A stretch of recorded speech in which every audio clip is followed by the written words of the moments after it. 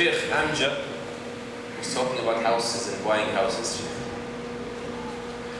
And they mentioned, I'm not going to obviously read the declaration. Whoever wants it, go online and read the declaration. Okay? I'm abridging for a reason.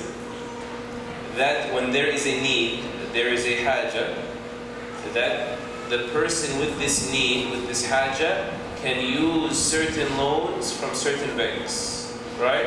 And that was Guidance Financial and University Financial and Devon. Can we first start in this question by just clarifying who is the person that has a haja, what is the haja, and how do we figure out if we have this haja, this need or not? يعني أسجل تحفظي أولاً على استخدام كلمة لون. أنا لست خبيراً باللغة الإنجليزية، لكن أفهم من كلمة لون تعني القرض. نحن هنا لا نتحدث عن قروض، فإن كنا تتحدث عن قرض فالباب مغلق من البداية. إن تحدثنا عن قرض من أجل التمويل فالقرض لا يكون إلا إرفاقاً، لا يكون إلا قرضاً حسناً.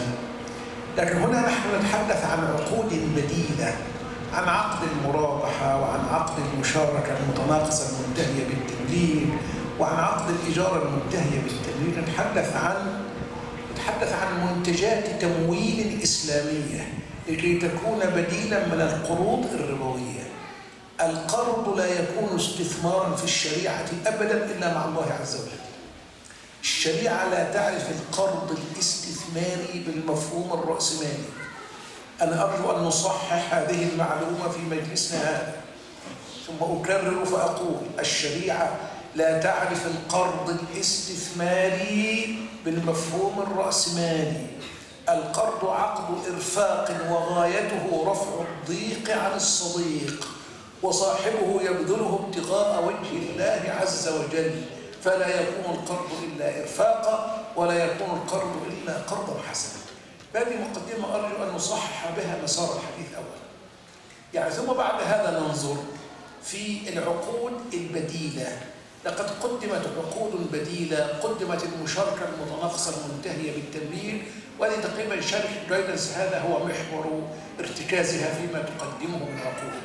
في بنوك أخرى زي ديفون بانك وزي يونيفرسيتي بانك يقدمون عقودا أخرى كعقد المرابحة للآمر بالشراء. البنك يشتري البيت، فإذا تملكه فإنه يعيد بيعه إلى طالب الشراء ويضيف إلى ثمنه ربحا. إذا تم هذا العقد وفق القواعد الشرعية المرعية يكون العقد صحيحا. وتلك المسألة مفتوحة لكل الناس، مش لازم البنوك. يصح لمجموعة أطباء في هذا المسجد جمعوا رأس مال وعايزين يقيمون هذا النموذج فيما بينهم على مستوى محلي، على مستوى الكوميونتي المحدودة. يمكن جمعوا لهم 10 مليون 15 مليون وبدأوا يستثمرون بهذا الشكل. يشتري البيت ثم يعيد بيعه إلى طالب الشراء مع زيادة الربح. اشترى ب100,000 باعوا ب150,000 مقسط على 5 سنين على 10 سنوات، جائز. ليست معاملة خاصة بالبنوك ولا بالشركات، بل يمكن مجموعة جمعية. المسجد نفسه ممكن يعمل هذا الكلام إذا عنده فائض ومدخرات، يمكن يعمل هذا الكلام على مستوى لوكال، على مستوى محلي، فيمكن تفعيل هذه البدائل على مختلف المستويات. يعني ما الذي دفعنا ان احنا نقول عند الحاجة؟ يعني ماذا قلنا يشرع عند الحاجة؟ ان في بعض الغبار الذي شابه هذه العقود. يعني وهذا الغبار يتفاوت من شركة إلى أخرى. وبعيد عن الدخول في هذه التفصيلات، من أجل هذا قلنا إنه يشرع التعامل بها عند الحاجة. يعني لو أنك لست في حاجة، لو واحد مثلا طبيب أو محامي فتح الله عليه، أو رجل أعمال عنده أموال مكدسة في البنوك، لا ما يذهبش لا إلى هذه الشركات، لا يشتري بما أفاء الله عليه ويخرج نفسه من هذا الغبار الكلية. يعني لكن من لم يكن كذلك والحاجة أوريدي قائمة، يعني كل موجود في هذا البلد عنده حاجة، لأن يشتري بيتا يوفر على نفسه أموال إيجار بيدفعها ويؤمن نفسه مقاما دائما، ولا يضطر ينتقل من منطقة إلى منطقة ويقفز من مكان إلى مكان مع تبعات النقل وأوجاعه وتكاليفه، والنقل يعني نقل الأولاد من المدارس وارتباط بمنطقة أخرى ومفارقة لمحلة قد يعني ألفها وأنس فيها وألفها أولاده وقد أنسوا بها، فتوجد حاجة عامة في الجملة.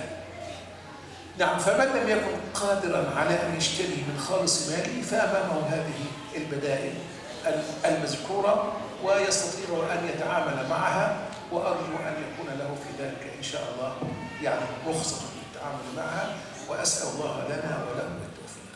ومزيدا من التحور والاستيثاق له أن يرجع إلى مفتيه لكي يعينه في تقدير هذه الحاجة. يعني كالصمام أمان في النهاية إن يأتي إلى الشيخ علاء مثلا يقول والله أنا عندي وضع كيف فلكي يستعين به في تقدير حاجته. وأسأل الله جل وعلا أن يغنينا بحلاله عن حرامه وبطاعته عن معصيته وبفضله عن رسوله.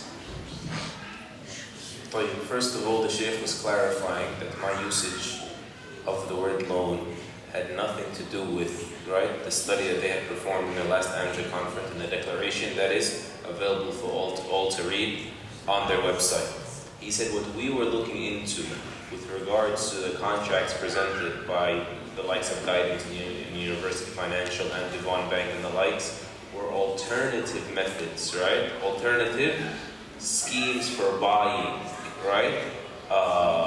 The houses. Because in Islam, and this is a must for everybody to understand, in Islam a loan can never be an investment opportunity. A loan in Islam, a qard hasan, right? A goodly loan is a loan that is given to someone out of goodwill, and it is not an investment. He does not benefit from it in any way, right? The only type of loan that you can use as an investment in Islam is the loan of Allah subhanahu wa ta'ala, right? But the loan in the way we understand it here and the capitalistic, framework and the likes, this does not exist. But what we were studying, the Shaykh is saying, is such, for example, a decreasing partnership scheme or the murabaha scheme and the likes.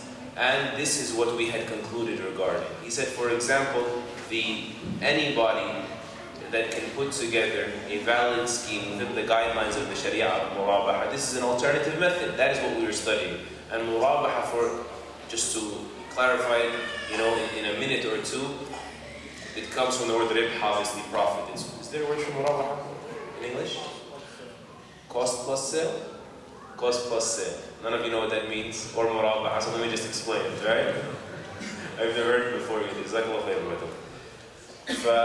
Let's say a person wants to buy house X, right? And he doesn't have the money to buy it, right? So he can have someone else buy it for him and sell it to him. After the person has bought it in reality and possessed it, he can sell it to him for the cost that he paid plus, right? Plus his profit. So I want to buy this house for 100,000 and I don't have. So someone buys that house for the 100,000 and he sells it to me for 150,000 over the course of 5, 10, 15 years, whatever it is. This is allowed because he's selling me the house itself. He's not selling me the money. It's not a loan anymore. He becomes the owner of that house before he sells it to me. So there's no harm in him raising that, the price on me.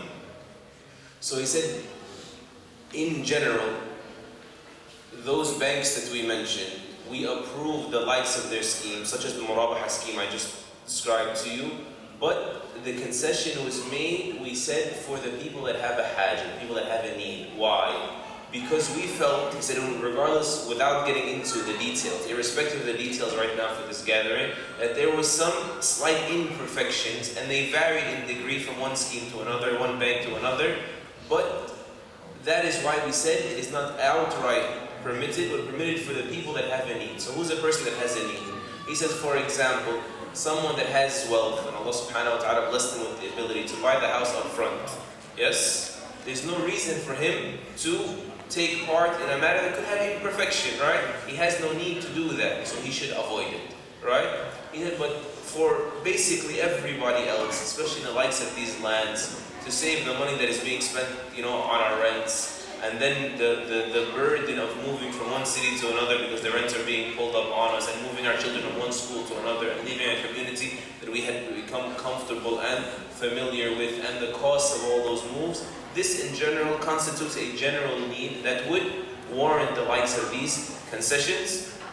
And he said, just as an additional and final safety mechanism, each person should try to track down the most knowledgeable person they can find, like the imam of their masjid and the like. Tell them, Shaykh, this is exactly my personal case scenario. Do I have a need or not? Is this considered a haja in the eyes of the Sharia of Allah subhanahu wa ta'ala or not? And we ask Allah subhanahu wa ta'ala to guide us to what is most right.